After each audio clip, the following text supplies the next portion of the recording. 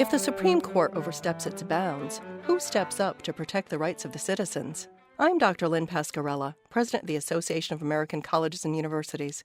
And today on the Academic Minute, Corey Brettschneider, professor of political science at Brown University, looks into this question. We are often taught that the Supreme Court protects individual rights like religious freedom and free speech. But sometimes state and city officials also need to step up to protect the constitutional rights of their residents, even if that means opposing federal policies enacted by Congress and the President. During the John Adams administration, the nation faced a constitutional crisis.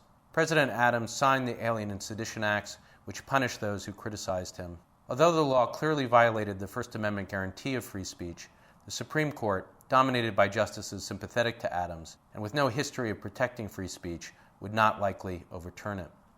Denied any possibility of checks and balances at the federal level, Madison and Jefferson looked to their home state of Virginia for vindication of the rights they had so recently written into the still new Constitution. They convinced the legislatures of Virginia and Kentucky to pass resolutions declaring that they would refuse to enforce the Alien and Sedition Acts because they were clearly unconstitutional. Now, more than 200 years later, we may be on the verge of a similar crisis.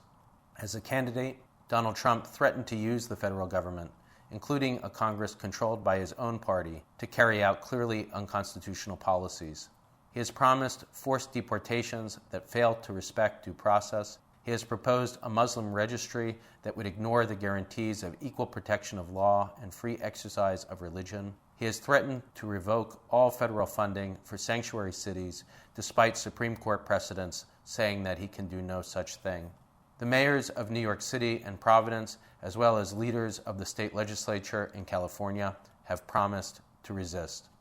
They are acting in the noble tradition of Madison and Jefferson in refusing to cooperate in unconstitutional federal actions. That was Corey Brettschneider of Brown University. You can find this, other segments, and more information about the professors at academicminute.org. Production support for the Academic Minute comes from AAC&U, advancing liberal learning and research for the public good.